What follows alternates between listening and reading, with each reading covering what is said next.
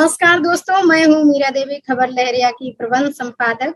और 20वें साल के जश्न पर हमारी जो सीरीज चल रही है कोशिश से कामयाबी तक, तो आज हमारी इस सीरीज की मेहमान हैं मीना कोतवाल जी। तो उनका बहुत बहुत स्वागत करती हूँ अपने चैनल पर। और हम मीना जी को जानते हैं, उनकी कहानी को सुनते हैं, उनके सफर को सुनते हैं कि उन्होंने कैसे शुरुआत की और आज जिस मुकाम पे हैं वो उसको हासिल करने के लिए, एक कामयाबी तक आने के लिए उन्होंने किस तरह की चुनौतियां और उपलब्धियों का सामना किया हुआ है। तो चलिए हम सुनते हैं मीरा जी को। बहुत बहुत शुक्रिया मीरा जी। पहली बात तो आपने मुझे इस काबिल समझा कि मैं यहाँ पे शामिल हो सकूं और मेरी कहानी आप जानना चाहें।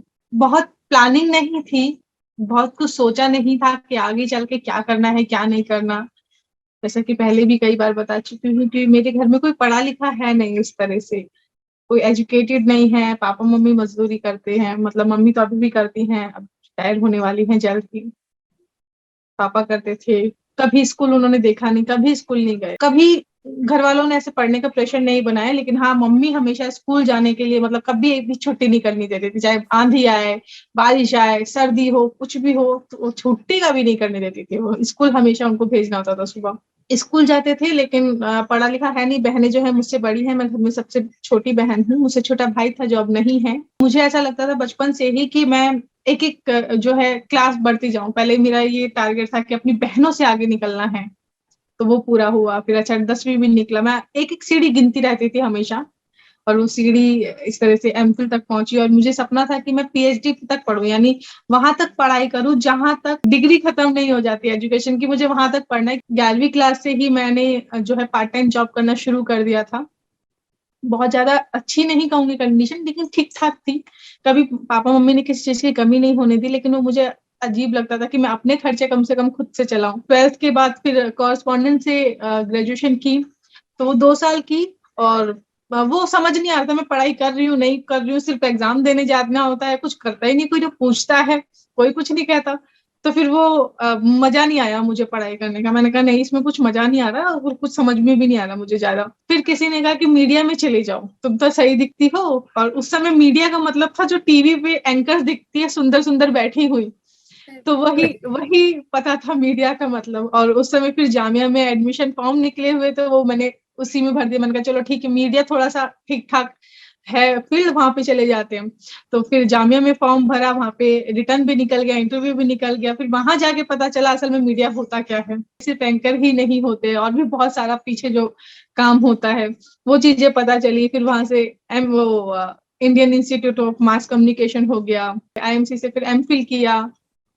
तो इस तरह धीरे धीरे बढ़ते गए। और नेशनल दस्तक में, क्योंकि एक कास्ट बहुत बड़ा फैक्टर है जो बाद में समझ में आया, और क्योंकि मेरा जो यहाँ पे बैकग्राउंड भी है, फैमिली बैकग्राउंड भी कहेंगे, और जो जहाँ पे मैं रहती हूँ वहां पे भी ज्यादातर दलित रहते हैं, तो यहाँ पता ही नहीं चला कि कास्ट किस तरह से मैटर करती है, क्योंकि सभी एक जैसे लोग हैं। स्कूलिंग वहीं से हुई है, दोस्त भी वही थे, मुझे याद भी नहीं है कोई मेरा सवर्णा दोस्त भी रहा होगा बचपन में। फिर नेशनल दस्तक में जॉब की, तो वहां पे तो इसी तरह की हम लोग स्टोरी करते थे, तो वहां पे और ज्यादा चीजें पता चली कि कास्ट की वजह से, अच्छा मूंछ रखने की वजह से मार देते हैं क्योंकि आप पर्टिकुलर कास्ट से हैं, आपको घोड़ी नहीं चढ़ने देंगे, आपकी लिंचिंग कर दी जाएगी, आपको नौकरियां नहीं मिलेंगी, आपको कभी आगे नहीं बढ़ने दिया जाएगा। तो वहां पे और चीजें क्लियर होती गई। और फिर जो दोस्त थे उन्होंने भी बताया कि मीडिया में हम लोग काम करते हैं, लेकिन हमारा कुछ वर्चस्व नहीं है वहां पे, कोई हमारी पूछ नहीं है, कोई नहीं पूछता है। और एडिटर पोस्ट पे तो कोई है नहीं। जिस तरह का रिसर्च भी कहता है कि 2006 में भी जो रिसर्च हुआ, जो ऑक्सफैम ने 2019 में भी किया सेम रिसर्च, कि कोई भी हाई पोजीशन में मीडिया में है ही नहीं, डिसीजन मेकिंग में कोई है ही नहीं। तो वहां से चीजें फिर मेरे दिमाग में ऐसे चलने लगी कि यार, हम इतना पढ़ के भी जब कुछ आगे नहीं बढ़ पाएंगे तो मैं क्यों मीडिया में रहूं। तो फिर मैंने सोचा कि एकेडमिक में चले जाते हैं, और फिर मैं एकेडमिक की तरफ मैंने रुक किया। फिर मैं एमफिल करने चले गई। और एमफिल ये में किस साल की बात है, किस सन की बात है? ये 2016 की बात है। उस समय हुआ ये कि बीबीसी में फॉर्म निकल गए एमफिल के दौरान। तो मेरा कोई सोचने का विचार नहीं था कि मैं वापस मीडिया में आऊंगी, मैं एकेडमिक की तरफ रुक कर चुकी थी। लेकिन जो मेरे दोस्त थे, मेरे पार्टनर थे, उन्होंने मुझे बताया कि बीबीसी में इतने सारे एक साथ पहली बार जो है इतनी सारी पोजीशन पे जो है नौकरियां निकली हैं, तो तुम भर दो। तो मैंने उनको कहा कि नहीं, अब मैं निकल गई हूँ यहाँ से, तो मैं वापस मीडिया में नहीं आऊंगी। तो उन्होंने बहुत जिद कर करके बिल्कुल आखिरी दिन, मुझे याद है आखिरी दिन से 5 मिनट रह गए थे 12 बजने में, और तब मैंने फॉर्म सबमिट किया था। लेकिन वहां पे हुआ ये कि मेरा ही फॉर्म सिलेक्ट हो गया और लोगों का हुआ नहीं। जिन लोगों ने मुझे बताया मेरे पार्टनर का भी नहीं हुआ। तो फिर वहां से रिटर्न भी निकल गया, फिर इंटरव्यू भी निकल गया, फिर एक एक स्टेप जब क्लियर हो गए तो फिर बीबीसी से कॉल आया। तो फिर बीबीसी को मना करने की मेरी हैसियत नहीं थी उस समय कि मैं बीबीसी को मना कर सकूं, क्योंकि इतना नाम सुना था। और वहां पे क्योंकि वहां की जो इमेज भी बनी हुई थी कि किस तरह के लोग काम करते हैं, क्या काम करते हैं, दलित आदिवासी महिलाओं पे उनका काम है, मुस्लिमों पे काम है। वहां चले गए, वहां 2 साल काम करने के बाद भी वही सारी चीज अनुभव हुई। तो फिर समझ में आ गया कि हम लोग कहीं भी चले जाएं, हमारा कास्ट हमारे पीछा नहीं छोड़ेगी। इतना तो क्लियर हो गया, कास्ट बिल्कुल पीछा नहीं छोड़ेगी। आप कितना भी काम कर लीजिए, कितना भी आगे बढ़ जाइए, कुछ भी कर लीजिए, कास्ट पीछा नहीं छोड़ेगी। वो आपके साथ साथ चलती रहेगी, बल्कि आपसे पहले कास्ट पहुंच जाएगी वहां पे। मुझे अलग से दिखाया जाने लगा, नीचा दिखाने लगे वहां पे। तो फिर वो 2 साल तक तो एकदम मैं इतनी बीमार हो गई थी, एंटी डिप्रेशन की गोलियां खा रही हूँ। और विश्वास कीजिए, मैंने कभी सर दर्द की गोली नहीं खाती थी, कभी दवाई नहीं खाती थी, और वहां पे मुझे एंटी डिप्रेशन की गोलियां खानी पड़ रही हैं। मेरी फोटो आप देखेंगे तो बिल्कुल मैं एकदम पतली सी हो गई, सिर्फ हड्डी का ढांचा आपको दिखेगा उसमें, वैसी हो गई थी। चेस्ट पेन होने लग गया था, सुसाइड थॉट आने लगे, 2-2 बार सुसाइड करने की कोशिश की। ऑफिस जाने से पहले तो ऐसा लगता था कि अभी मेरा एक्सीडेंट हो जाए, कुछ भी हो जाए, लेकिन मुझे ऑफिस ना जाना पड़े। मतलब इस तरह का माहौल हो गया था, लोग बात करने को तैयार नहीं थे। जो जो एडिटर पोस्ट पे थे वो भी hi hello good morning good evening इस तरह का भी जवाब तक नहीं देते थे, स्टोरीज गिराने में लगे हुए थे। और सेम स्टोरी, आप विश्वास नहीं करेंगे, अगर मैं जो स्टोरी बता रही हूँ उसको गिरा देंगे, लेकिन वही सेम स्टोरी कोई और बताता था तो उसको पास कर देते थे। तो मुझे धीरे धीरे ये चीजें तो समझ में आ गई कि मुझ में कमी नहीं है। एक बार को मैं समझती थी कि शायद मैं बीबीसी के लेवल का नहीं सोच पा रही हूँ। तो फिर वो चीजें क्लिक करने लगी कि नहीं, कमी मुझ में नहीं है, कमी सामने वाले में है, कमी उसके दिमाग में है जो मेरी कास्ट पहले ला रहा है। लगे वो इतना डिप्रेशन वाला माहौल था कि बीबीसी के बारे में आप किसी को बताओगे तो कोई आप पर विश्वास नहीं करेगा, सीधा भरोसा नहीं आपको करेगा। उठाएगा कि नहीं आप में कमी है, बीबीसी में कमी नहीं हो सकती। आज भी मतलब याद करती हूँ तो मुझे पता है मैं कैसा सहम से जाती हूँ, वो माहौल जो था उस समय का। वहां से निकली, हालांकि फिर किसी तरह उन्होंने कॉन्ट्रैक्ट खत्म किया, काम करने के बाद भी, काम करने के अवार्ड भी मिले, लेकिन फिर भी उन्होंने जो है कास्ट को मैटर किया कि कास्ट मैटर है, कास्ट इस कास्ट से इसको निकालना है, ये हमसे हमारे साथ काम कैसे कर सकती है, हमसे बेहतर काम कैसे कर सकती है। तो फिर उन्होंने किसी ना किसी तरह वो कॉन्ट्रैक्ट खत्म किया। मैंने जब वो कॉन्ट्रैक्ट खत्म हो रहा था तो मैंने सोचा था कि ठीक है, अब ये एक नौकरी नहीं है, बीबीसी एक नौकरी नहीं है, उसके आगे हम और दूसरा काम करेंगे। लेकिन वहां पे भी नौकरी नहीं मिली, क्योंकि कास्ट पे लिखना शुरू कर दिया था मैंने बीबीसी से निकलने के बाद। लोगों तक मेरी कास्ट के बारे में तो और ज्यादा पहुंच गया। एक तो वैसे दलित नहीं है मीडिया में, और ऊपर से बोलने वाले जो दलित हैं वो बिल्कुल भी पसंद नहीं है। तो सबने कहा कि हम लोग जो हैं इस तरह के लोगों को नहीं रखते हैं जो कास्ट पे इतना खुल के बात करते हैं, हम जो प्रॉब्लम क्रिएट कर सकते हैं। तो उनको लगता है कि कास्ट पे जो खुल के अधिकारों की बात करेगा वो प्रॉब्लम क्रिएट कर सकता है। तो फिर वहां से मुझे लगा कि मेन स्ट्रीम मीडिया में नहीं, इवन अल्टरनेटिव मीडिया में भी मैंने ट्राई किया। अल्टरनेटिव मीडिया में भी ये हुआ कि मुझे नौकरी नहीं दी, लेकिन फ्रीलांस लोगों ने काम करने का मौका दिया, और फ्रीलांस से मेरा घर नहीं चल सकता था। मुझे लगा जब मुझे इतनी ही मेहनत करनी है तो मैं फ्रीलांस क्यों करूं, क्योंकि एक परमानेंट नौकरी की एक मुश्त रकम आपकी हर महीने आती है। मेरे हाथ में मेरी 3 महीने की बेटी थी, उसके साथ मैंने काम करना शुरू कर दिया था, फील्ड पे उतरना शुरू कर दिया था। कोविड का टाइम था, वो एकदम एक्सट्रीम कोविड था उस समय, 2020 की बात है। तो उस समय मैं फील्ड पे उतरती थी। तो वहां भी ऐसा लगा कि बहुजन मीडिया में भी एक मुझे जो कमी लगी कि बहुजन मीडिया में भी अभी तक जो थे सारे के सारे पुरुष है, पुरुषों का वर्चस्व रहा है। क्योंकि हाशिए पे खड़ा समाज जो है उसमें महिलाएं जो है सबसे पीछे खड़ी हैं, महिलाएं हाशियों के भी हाशिए पे खड़ी हैं। तो मुझे लगा जब महिलाएं ही नहीं है तो फिर अभी तक तो क्या होता है, जिस तरह से पुरुष ही क्यों बताए महिलाओं के दर्द के बारे में, या कोई सवर्ण ही क्यों बताए दलित आदिवासी के दर्द के बारे में, हम लोग खुद क्यों नहीं बता सकते हैं। तो मुझे लगा इस कमी को मुझे पूरा करना चाहिए, और मैंने फिर मूक नायक की शुरुआत करी 2021 जनवरी में। और मूक नायक इस तरह से बना। मैंने कहा इतनी मेहनत जो मुझे वहां करनी है वो मेहनत मुझे यहाँ करनी है, थोड़ी सी कम ज्यादा हो जाएगी शायद यहाँ पे।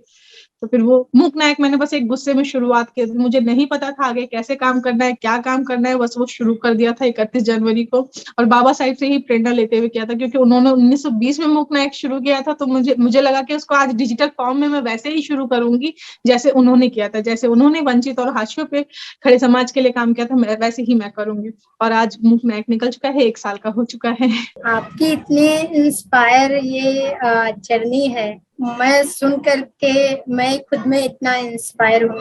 कौन सी ऐसी कोई कहानी होती है ना, कोई कारण हो जाता है जब आपको लगता है कि नहीं, आपको ये करके दिखाना है, और मैं देखती हूँ कि मेरे से ये होगा कैसे, नहीं मेरे में इतनी क्षमता है कि मैं कर सकती हूँ। ऐसा कब आपको लगा और क्यों लगा? ये जो टर्निंग पॉइंट था वो बीबीसी के टाइम पर ही आया था। जैसे मैंने अभी बताया कि मैं भी चाह रही थी कि बीबीसी से निकल के कहीं और जाऊं। मेरे निकलने से पहले ही, वहां पे कॉन्ट्रैक्ट खत्म होने से पहले ही, कई सारे जो मेरे शुभचिंतक थे कहूंगी, और मैं उनको जानती भी नहीं थी, मैं उनसे मिली भी नहीं थी कई लोगों से, वो लोग मेरे लिए लिखने शुरू कर दिए थे। क्योंकि बीबीसी में मैं अकेली थी हिंदी न्यूज रूम में, दलित महिला। तो उन लोगों को पता चला कि 9-10 लोगों की जब ज्वाइनिंग होती है तो सब कॉन्ट्रैक्ट उनका जो कंटिन्यू है और मेरा कॉन्ट्रैक्ट खत्म कर दिया। तो उन लोगों को पता चला कि एक अकेली दलित को निकाला जा रहा है, वो वहां तक पहुंची। उन लोगों ने शुरू कर दिया लिखना। तो उसके लिए बीबीसी में कई सारी मुझसे सफाई मांगी गई। उन्होंने कहा कि आप प्रूफ दीजिए कि आप इनको जानती हैं, नहीं जानते, वो बहुत सारी उन्होंने चीजें मांगी मुझसे। वो सारी चीजें मैंने की। जब वो लगातार इतना परेशान कर रहे थे तो मुझे लगा जब कोई अनजान मेरे लिए लिख रहा है तो मैं क्यों ना लिखूं। तो मैंने सोच लिया था ठीक है, अब नौकरी जाए भाड़ में, मिलेगी तो ठीक है, नहीं मिलेगी तो भी ठीक है। मैंने लिखना शुरू किया क्योंकि मुझे लगा कि मैं आज अगर चुप रही ना तो मैं अपने आने वाली पीढ़ी को नहीं बता पाऊंगी कि अगर मेरे साथ जो हुआ हो सकता है उसके साथ भी वही होगा। और वो फिर मुझसे पूछेगी कि आपके साथ हुआ तो आपने क्या किया। मैंने कहा मैं अब इसका जवाब जरूर देके जाऊंगी। और वो मैंने लिखना शुरू किया। जब वो एक तरह से फेसबुक पे ही लिखा था, और वो सीरीज जब मैं लिख रही थी तब भी मेरे पे बहुत उंगलियां उठी कि जिस तरह की बातें जो मैं लिख रही हूँ उन्होंने लोगों ने विश्वास नहीं किया। मैंने कहा मैं ये प्रूफ जरूर करके दिखाऊंगी। तो वो मैंने फ्रीलांसिंग के जरिए करके दिखाया। और ज्यादा उसको प्रूव करने के लिए मैंने कहा मैं अपना चैनल खोलकर दिखाऊंगी। ये लोग मुझे नौकरी नहीं दे रहे थे, लेकिन मैं एक ऐसा प्लेटफॉर्म बनाऊंगी कि इनको मेरी जरूरत पड़ेगी, मुझे इनकी जरूरत नहीं पड़ेगी। तो वो मूक नाइट मैंने इसी तरह शुरू किया। मैंने कहा मैं अपना प्रूफ करके दिखाऊंगी, नहीं तो ये लोग हमेशा उंगली उठाते रहेंगे अगर आज मैं चुप बैठ गई तो वो इसी तरह मैंने शुरू किया। और आज सबके सामने जवाब है। मुझे किसी के माइक की आज जरूरत नहीं है, मेरे पास खुद का एक माइक है और वो माइक मैं लोगों तक पहुंचाती हूँ। बहुत खूब, बहुत खूब। और मूक नाइक के बारे में, क्योंकि इतना जल्दी मतलब ग्रो करना और सबके एक छाप छोड़ जाना, मुंह में नाम आ जाना, ये भी बहुत बड़ी बात है। थोड़ा सा मूक नाइक की जो कामयाबी रही है उस पर थोड़ा बात करिएगा। देखिए, मूक नायक की कामयाबी के पीछे तो बिल्कुल जो लोग देखते हैं, पसंद करते हैं मूक नायक के काम को, उन्हीं लोगों को जाता है इसका पूरा श्रेय कि वो लोग इस तरह के काम को पसंद करते हैं। और आप कर रहे हैं जो काम, जो हम लोग जो काम कर रहे हैं, वो मेन स्ट्रीम मीडिया के लिए भले ही वो न्यूज ना हो, लेकिन हमारे लिए है, हमारी ऑडियंस के लिए, जिनको हमेशा से दरकिनार कर दिया गया है, हम लोग वो काम करते हैं। क्योंकि हमारे वहां पे ना लोग हैं, तो हमारे लोगों की स्टोरी उनको कोई मतलब नहीं है, हमारे लोगों को दर्द का उनको कोई मतलब नहीं है। तो इसीलिए हम लोग ऐसा जो है खबर लहरिया जैसा प्लेटफॉर्म लेकर आए, मूक नायक जैसे जो प्लेटफॉर्म लेकर आए हैं। हम लोग अपना दर्द खुद बताते हैं, हम लोग माइक अब खुद बन चुके हैं, हमारा माइक अब जगह जगह ग्राउंड पर जाकर पहुंच रहा है।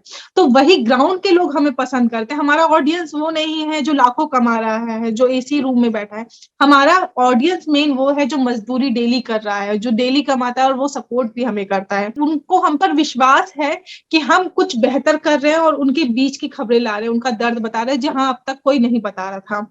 तो यही एक उसके पीछे की कामयाबी है कि जिन लोगों के बीच में मूक नायक पहुंचना चाह रहा था उन लोगों के बीच में आज पहुंच चुका है। लेकिन हम चाहते हैं कि इसको और गहराई से पहुंचाना चाहते हैं कि ये तमाम लोगों तक पहुंचे।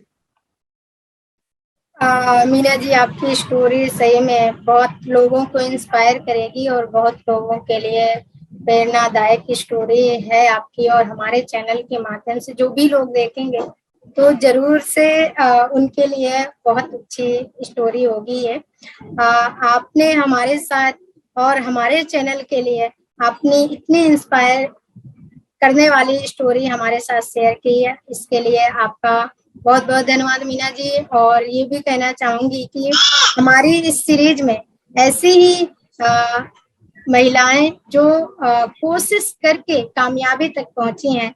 अगले एपिसोड में फिर मिलते हैं, तो अभी के लिए गुड बाय और धन्यवाद, नमस्कार। थैंक यू, नमस्कार। खबर लहरिया, आपकी खबर आपकी भाषा।